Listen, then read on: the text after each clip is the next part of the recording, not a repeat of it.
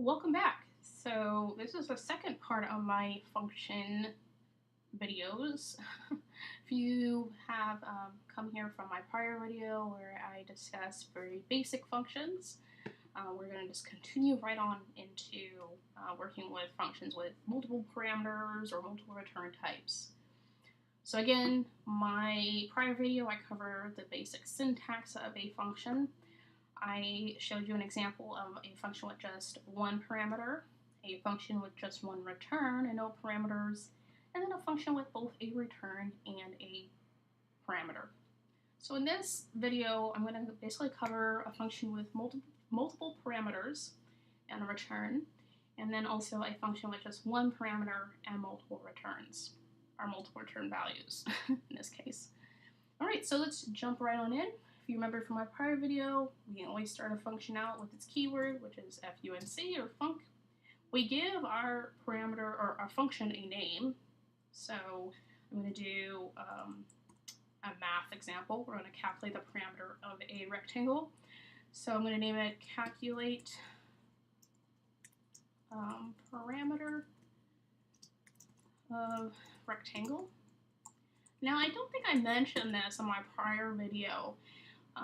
But when you work with functions, basically what a function does is it does some type of action. So when you name your functions, be sure to use a verb in its name to start off so that when you are coding, you know, okay, I'm calling this and it has a verb as the start of its name, therefore it's a function. Because you'll be working with functions, you'll be working with structures, you'll be working with classes, and this is just kind of a mental cue that, hey, when I call this and it starts with a verb, then I know that it's doing something. It's doing an action. If you notice in my prior video, I say, oopsie, I should have made this greeting. Well, actually, greeting is a verb. Greeting with a name. I say hello. So if you notice, the verb is the start of the function name. So I say hello world, say hello greeting. So again, we're going to do the same thing. We do calculate, which is also a verb, parameter of rectangle. All right, so we're going to do multiple parameters. In order to calculate the parameter of a rectangle, what we need to do is we need to bring in the width and the height. So, or the width and the length, I mean. So we'll do width. So again, I'm going to name my parameter. And the values coming in might be an integer, might be a number with a decimal or a float or a double. So just to cover my bases, I'm just do double as my type, and then I'll do length. Now, if you notice, in order to put in multiple parameters, I entered in a comma here in between. So this allows you to add as many parameters as you possibly want or need. You know, what you do is you just add a comma after each parameter. So do double, and say if I want to add another one, I could do something here, and then have it be a double or a string. So again, you can add multiple parameters, not just one or two. You can add as many as you need your function to do, whatever that might be. But all you just need to do in order to enter multiples, you just enter a comma in there. So you separate each parameter each time. All right, so what I want it to return is a double as well, because I just want this to calculate the parameter. Now, this could be something else. It could be string. It could be whatever you want. Just make sure that if you do return something other than what's coming in, that you accommodate that. So you have to do some type of conversion to the value after it's calculated. I could do that, but let's see if you can figure out how to do that if you want, some extra practice. All right, so in order to calculate my parameter, what I have to do is some math. So all I'm going to do is actually do a return here. I'm just going to do the math inside of the same line as the return, so I don't have to do much here. So in order to calculate parameter, I just do 2 times the width and the height. Now, in order to separate my math, I'm going to do some parentheses here. So we do width plus length. I'm sorry, I think I said height just recently, but width and length is the correct terms. All right, so let's have some fun. Let's test our function, see if it comes up with what we expect it to. So I'm going to do, we actually call our wonderful function. There we go. So let's add some numbers here in order to test it out. So I'm going to do 2 and then 3. Why not? Make it easy. All right, so the value is 10, and that's absolutely correct, because 2 plus 3 is 5 times 2 is 10. So there you go. There's an example of a function with multiple parameters coming in, doing some work, and then returning one value. All right, so my next example is a function with a parameter coming in, and then it returns 2 return values. So in this example, what I want to do is I actually want it to sort an array of numbers for me. So what I'm going to do is I'm going to do my function keyword. I'm going to name it sort numbers. And again, mention the naming convention, using a verb to describe a function's name or having it be a part of the function's name. And then what I want to do is I want to bring in just one parameter. So in this case, this parameter is actually going to be an array. So I'm going to just do numbers. And the syntax to bring in an array. Now, if you're not familiar what arrays are or how to work with them, please stop this video and go to my array video where I cover everything you ever wanted to know about arrays. Because I'm not going to describe much of what I'm doing here in regards to arrays. So if you're not familiar, please stop the video and jump back, cover the array video, then come back to this wonderful video and continue on. All right? Okay, so I brought in my array. Now what I wanted to do is I wanted to return my even numbers and my odd numbers separately. So do the syntax to indicate that we want a return value. And in this case, I'm going to do parentheses. Now if you notice up here, I didn't do parentheses because I only had one return value.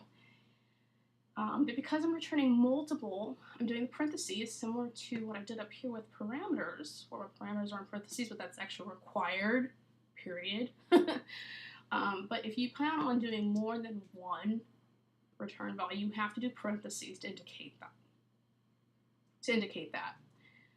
All right, so what I want to do is I actually want to name my return values. So I'm going to do even, and I'm going to do what it's going to be returning, the type, which is an array of integers.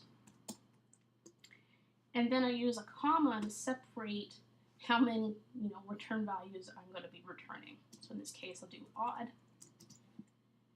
and also returning an array of integers, and then my curly brackets. All right, so for a few things I want to cover here before I go on. What this is here, I'm just going to copy this and paste it so that you have this for your notes. What this is a tuple. So basically, a tuple is basically a compound return or a logic grouping of elements in an ordered list. So if you ever run across tuple or you see this as a return type, know that it's a tuple. So basically all a tuple is a compound ordered list of elements. I should say compound logical ordered list of elements. All right, so that is what a tuple is. So you can have multiple return types. You don't have to have necessarily 2 return types. I could have 3 or 4 or 5 or how many ever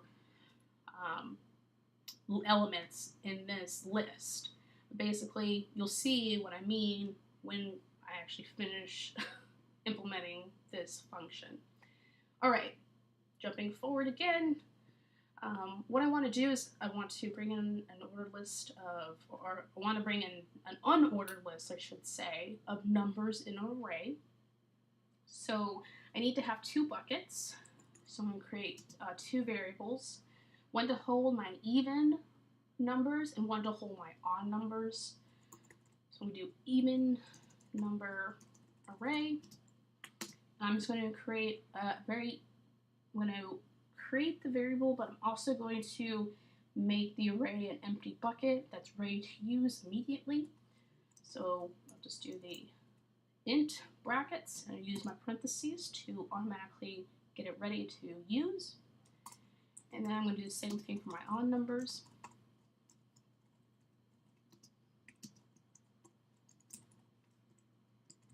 All right. Now the next thing, the next thing I'm going to do is I'm going to use a for loop. So I'm going to loop through the numbers coming in and sort. I'm going to create a for loop here. So if you're not familiar with the for loop, I highly recommend again that you stop this video and go over my videos for loops, because again, I'm not going to cover how to work with for loops, so I'm assuming that you are familiar with creating for loops. So I'm going to just jump right in there. And again, if you're not familiar with it, please stop this video to avoid any confusion and then come back. All right. So for loop. So what I'm going to do is create a for loop. So for number in my numbers. So numbers meaning the numbers parameter name. What I want to do is I want to sort through each number that's in the array. I'm going to use an if statement to test each number coming through to indicate if it's evenly divisible by 2. I'm going to do number and then the percent sign, which is modulus in Swift. And what modulus does is it divides it by a number, so in this case 2, and the result that comes from this is the remainder. So I'm going to do modulus 2 equals 0,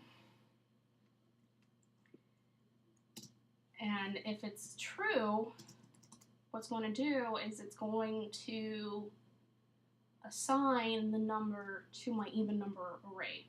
So it's going to add it to that bucket. So I'm going to do even number array, do dot notation, append, and I'm going to append the number to it because it's evenly divisible by 2. All right. Now, if it's not the case, only have one other example or one other bucket where if it isn't divisible by 2, then it's obviously an odd number. So I'm going to do odd number array and append it as well, or append it to the odd number array. Okay, now my wonderful compiler is complaining that I don't have a return. So what I want to do is I want to do a return value. Now, when you do a return value of a tuple, you again just use the parentheses to indicate that it will be a tuple. And be careful here because if you don't return our buckets here in the right order, you can have issues. So what I want it to do is I want it to return in the same order in which I set it up here. So whatever order you had set the return is the same order that you want to return it, if that makes any sense. You'll see. So I do even numbers first because that's the first part or the first return value that I have. And then my second return value is my odd numbers, so I want it to also return it in the same order as well. So to copy my odd numbers down here. So now it should be again in the same order in which you specified above. That's what I'm trying to say. All right. So now let's see if our wonderful function works. Okay. So let me create an array. So I'm going to create a constant. I'm going to name this my list of numbers. And you could enter in whatever numbers you want. So I'm just going to enter some very random numbers here. So feel free to add whatever you want. I am just having some fun here. All right, so I have a very random list of numbers here. And let's test out our wonderful sort functions. So make sure that we call sort. And now it's asking for an array of numbers. So I'm going to enter in my list of numbers. All right. So now what it's done is it's done the work. And if you notice up here that it's gone through this for loop, it's added 5 numbers to the even number bucket. Then it's added 7 numbers to the odd number bucket. And if you look at the return value here, I'll try to highlight it so you can see. The first array is all my even numbers, and then it's separated by a comma here, and then I have my odd numbers in the second array. So this is a return type tuple. Now in order to see this, what I'm going to actually do is I'm going to create another variable here. Say my list. I'm just going to call it my list. Why not? And now what I'm going to do is I'm going to name it my sorted list so it makes more sense. My sorted lists with an S, so plural. All right, so when I call my variable here, if you see that once I entered that in, it's showing you that it's of type, it's a tuple type, one containing an array that's named even and one that's containing an array that's odd. That's their names. In order to call or pull out the even number array, I'm going to use dot notation and type in even. Oops, this, there we go. And you'll see that it will return the even number array only. And if you're wondering, okay, well, how did it know that? Well, if you hold down the Option key, hover over your wonderful variable that you created, you'll see that its type is a tuple. It's the same tuple return that we specified up here in our function. So that is the type of this variable. So it knows automatically, okay, I'm returning 2 values. I am a tuple that contains 2 arrays, one name even, one name odd. So I'm going to, again, do exactly the same thing, but this time pulling out my odd array. And there you go. There's my odd array. Now I believe you could do the same thing with just 1 or 0. So my first one, which is correct, or my second one. Now, if you're not familiar with tuples, I do cover them again, but basically what this is dot notation. It's really similar to pulling out values from an array. If you're not familiar with arrays, again, please stop this video and look at it. Basically what I'm saying is here, pull out my first tuple, and my first tuple, if you know anything about computer science, first means 0, so 0 means my first. Pull out my second one, which is 1. So again, you can use the number, but it's just sometimes easier to view and read if you actually use the names that you provided for it. And it'll still have the same output. All right, so this video I covered a function with a parameter, function with multiple parameters and return. And then I also introduced a function with just one parameter coming in and then returning multiple values. I introduced tuples and how to work with them a little bit. And there we go. If you like this video or if it's helped you in any way, please hit the thumbs up button. If you want to keep up with any videos that I output, any videos that I upload, I should say, please subscribe. Till next time, my friends, code on.